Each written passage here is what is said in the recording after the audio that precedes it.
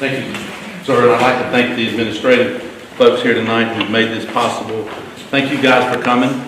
Right now, whether you realize it or not, you're the most important group of people in Senate District 1 because you're all we have left to talk to. And so thank you for being here tonight. Your role here tonight is just as important as all of these candidates.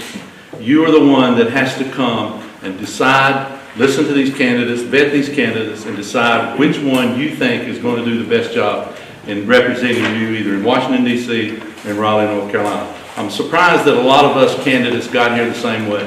We got tired of talking to the television and talking to the radio and never getting any answers back. And so we decided to do something about it. We took up a challenge to come and to try and make North Carolina a better place to live. I want to take a little different track tonight. If you've got one of these, most of the things that I would have spoken in other conventions are on this. If not, you can go to my website, normansanderson.com, and see the rest of it. The only thing that I want to say is that I've been married for almost a few weeks short of 50 years, and I have two children and 3 grandsons, and that's one of the main reasons I'm doing what I'm doing. I please ask you to go to my website and see what Norman Sanderson is all about. I'm currently the senator in Senate District 2, representing Carteret, Craven, and Pamlico counties. I've been there 10 years after serving 2 years in the House. I have used that time in the North Carolina Senate to work my way up so that now I chair some of the most important committees that are important to Eastern North Carolina in the North Carolina Senate.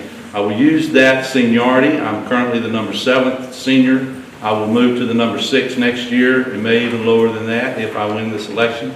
Unlike most of these elections, this election will be decided in May. We have no primary opponent in November, and so whoever you elect in this primary is the one that's going to be your senator.